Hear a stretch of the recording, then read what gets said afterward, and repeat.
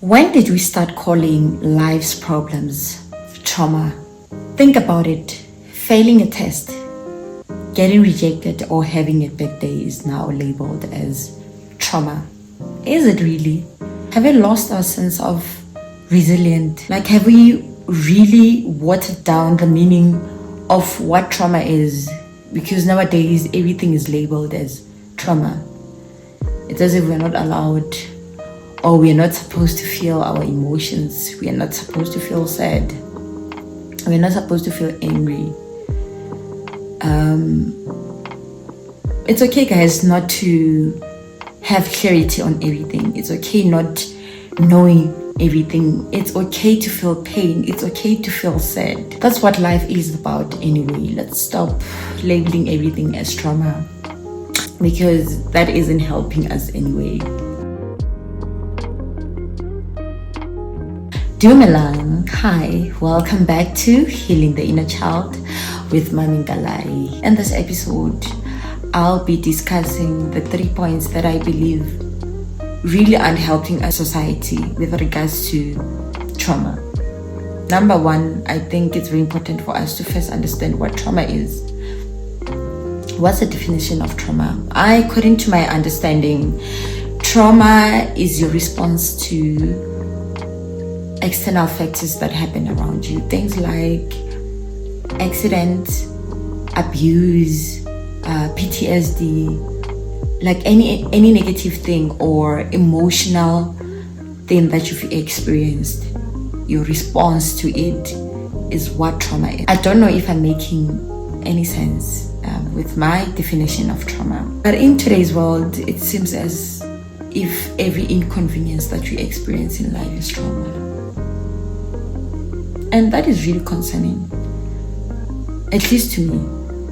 Yeah, it starts with that thing, because it's as if we are supposed to be happy all the time. And I think the rise of social media culture, which takes me to point number 2, has a hand in this. Because on social media, we, like most of us, only portrays, the good things about life. On social media, we are all about comfort. We are all about soft life, all about good vibes, all about happiness. Guys, can we please normalize hardships in life? Can we please normalize hardships in life? Because we overuse this term on social media. Imagine a parent trying to discipline their child. They are labeled as abusive and whatnot. Are they really abusive? Sorry, because I feel for parents, especially in today's world, because a lot of kids, especially teenagers, are exposed to this social media content. Imagine as a child, you are taught 1, 2, 3 at home, and then when you go out there, you see a different narrative about whatever it is that your parents have taught you about. Like, it's tough, man. Hence, I don't believe we really have to put the blame on parents for whatever their kids are doing out there, because kids are easily influenced, and social media is dangerous, especially if you don't know how to use it. I think people also tend to overuse the term trauma because they're seeking for comfort, and validation. People just want to be validated. You go through something, then you post about it, or you see it on social media, and you see somebody else posting about something similar. You feel validated that, I'm not the only one. So it means, I am traumatized. Well, sometimes it's just, life's challenges. Guys, that's the only way we can grow. We can only grow by experiencing pain, anger, sadness, and all of that. So not everything that we see on social media about trauma is correct. We use words such as toxic and trigger a lot, especially in today's culture. I think one of the things that we need to learn and know about triggers, our own triggers, is that they are our own responsibilities. It's wrong for us to place that responsibility onto other people. Our triggers are our own responsibilities. I understand that sometimes you might be triggered when somebody does 1, 2, 3, 4. Maybe they make you remember a past event that you're trying to forget about. Also, I think that is normal, guys. We really need to learn how to regulate our own emotions. I think our triggers are a way of showing us where the issue or our issues are at. We really need to pay attention to our triggers. The moment you get triggered because somebody has done or said one to, the moment that you need to sit down and ask yourself, why am I triggered? Is it really the other person, or I'm just, projecting? Not everything is toxic, and it doesn't mean we have to be triggered by everything. The moment you are triggered, it's the moment that you need to pause, take a step back and ask yourself, why is this triggering me? That's your own responsibility, and you cannot place it onto others. Point number 2 is the danger of labeling everything as trauma.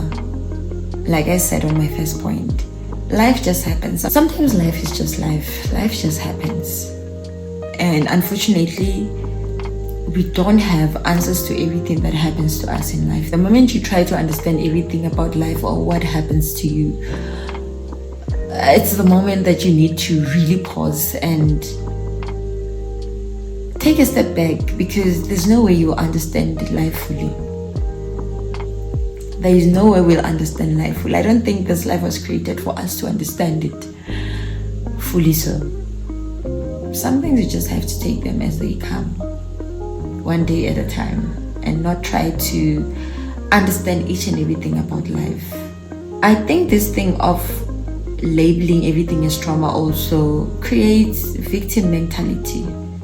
We like to be victims in everything, actually, as people. As like now, I think in life there are things that we can control, and there are those that are way out of control. For example, the current events in South Africa, the VAT issue. Honestly, I was very worried when I saw that there was gonna be an increase, because life already is expensive as it is. So if things just keep on going up, like, are things ever gonna get better? And funny thing is that a few weeks later, we were told that the decision has been reversed.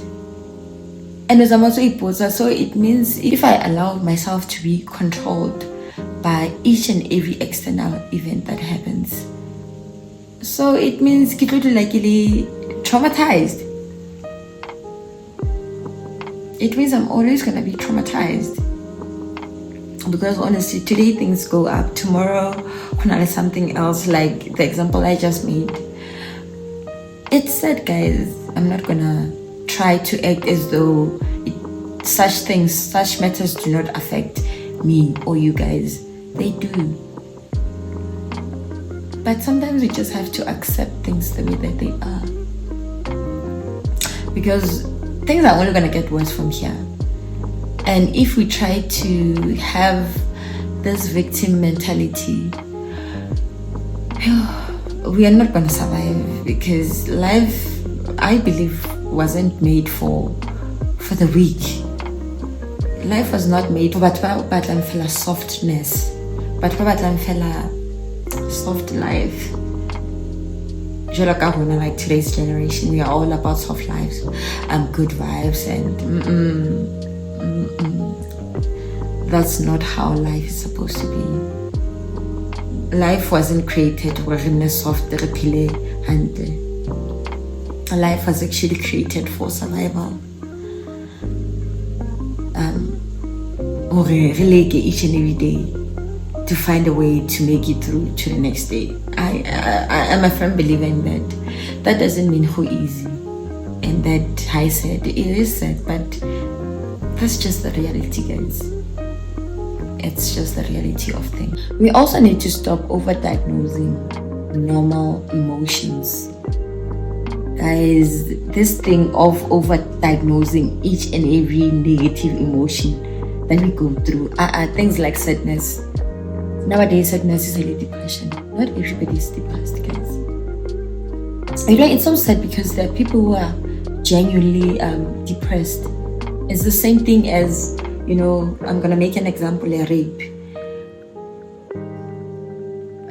That's a very sensitive matter, and I think, especially as women, just because we are rejected, just because this and that, we end up accusing men of raping us. Guys, there are people, there are ladies who go through this issue really like pillow.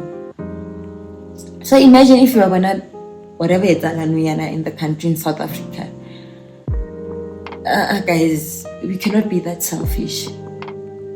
Only the victims are needed. There are true victims out there. So we should stop this thing of whenever we are sad, suddenly depressed, while there are people who are genuinely depressed out there. I'm not trying to invalidate your emotions, but there's a very thin line between being depressed and just being sad. And sadness is just a normal human emotions, and we're supposed to feel it. We are not supposed to be happy all the time. And stress isn't always trauma. It's normal for you to feel stressful. Stress actually isn't always negative. When I'm always stressed because of school and whatnot, I think that's one of the good stresses in life, because you're trying to improve something. You're trying to grow in something. You understand? But you know, if you label everything as stress, it means we'll never really grow. So guys, let's stop doing that. Some things are just normal life problems. They are not depression, trauma, those big words that we use nowadays. And not everybody is toxic. Sometimes we're the toxic ones. And just because you don't agree with somebody on a certain matter, a certain topic, it doesn't mean they're toxic or that they are triggering you. Sometimes we're just being too self-centered. Not everything is all about us. The sad thing about this shift is that it affects therapy and the society as a whole. Some people don't take therapy seriously nowadays because of people who have those victim mentalities, even when it's their own fault, you know. Sometimes we use therapy wrong. We just want to be validated and making everything about ourselves. No, guys, we need to stop doing that. Can we please accept and normalize going through things in life? Pain isn't always negative. Pain, sometimes it's a necessity for our own growth, our own strength, our own resilience. And I think we need to normalize that. It would cook you know when it happens, but it's just a part of life. That is what life is all about. Can you please normalize that? Not every challenge is trauma. Which takes me to two solutions that I have, which I think might really be helpful, especially in today's world. I think number one, we need to normalize resilience. We don't really talk enough about resilience. And this resilience comes with a lot of things, a lot of challenges, a lot of hardships and whatnot. I think we need to normalize that. I think we need to find a balance between processing our struggles and identifying with them. It's possible for those things to actually coexist. You can experience struggles without dwelling too much on them. I repeat, it's normal to go through struggles, but you cannot make your identity all about struggling, all about sadness, wena o hlaha fela o tsibua ka mathata o ma mathata ke o ra mathata ke o. Guys, sometimes I don't want to say we create our own depression, but mathata mang ke mathata mang, and if more, that is just that. There is nothing more to it. I think also we need to realize why resilience matters, the importance of resilience, because this resilience creates a growth mindset. A growth mindset, for instance, I'm a runner, and sometimes when I'm running, like in the middle of my run, I always ask myself, oh, mommy, hey, why are you here? Hey, you shouldn't be doing this and whatnot. You know how tough that is. But again, make you hope, man. I know after overcoming this, I'm gonna be stronger, both mentally and physically. That's where resilience steps in, and growth mindset. Your mind should always be focused on growth. Guys, as human beings, we are not meant to stay the same. If you look at your life 2 years back, actually I'm still the same person, that there's a problem. You see, you're causing your own depression. So growth mindset is very important, as well as emotional strength. You grow emotionally. The moment you experience tough things, which triggers something more when that is emotional, you grow. Because the next time you experience something similar, you won't experience the same emotions as you did before, because you were here before. It's that thing, I've experienced this thing before and I know how to get through it, and you become better. So imagine if you don't experience struggles in life, you just want softness. Are you ever gonna grow? No. Whenever something negative happens to you, you are gonna think it's just the end of the world, of which it isn't. As human beings, we are not meant to experience softness all the time. Struggles are actually a necessity for our own growth. Solution number 2 is a balanced perspective. We need to have a balanced perspective about this matter and acknowledge that mental health awareness is good for ourselves and others out there, but also acknowledging that overusing of it can be harmful. Yes, it's good that we are creating this awareness, myself included. I refuse to be identified as a trauma survivor. No. Yes, that part of my life, yes, the experience, but it's not who I am. And I think we all need to do that. There's more to life than trauma, matata, and whatnot. Guys. And matata are important for our own good, for our own growth, for our own strength. I also think we need to encourage emotional resilience while still validating pain. Pain is real. Pain does exist. Just because somebody experiences pain doesn't mean get a cry baby and whatnot. No, pain is painful. Amara, we're not supposed to dwell on that. Guys. And usually pain happens for our own good. That's how we grow. That's how we have a growth mindset. That's how resilient grows. And we need this resilience, because in today's world, I truly wonder what kind of parents are we going to be for people like me without children yet? Or what kind of grandparents are we going to be, and what kind of partners are we going to be if each and every inconvenience that happens in our life, we label it as trauma? Like, I really wonder, where are we going as today's society?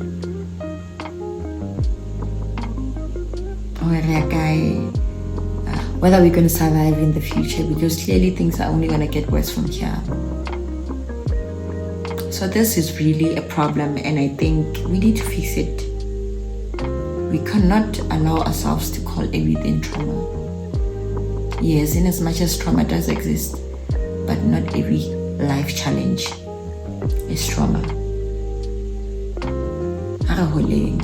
Let's feel our emotions. Let's allow ourselves to feel sad, but without dwelling too much on that. Yes, you're allowed to feel your pain, you're allowed to feel your emotions, but don't dwell too much on that. So that's the end of our episode for today, and thank you so much for watching this episode.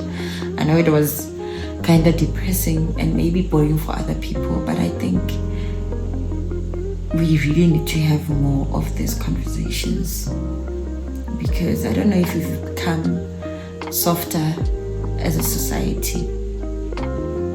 Now we need to strike a balance between sadness and trauma. Some things are not trauma, some things are not traumatic, they're just life problems, life issues, and we really need to normalize that. Thank you so much for watching. Until next time, bye bye.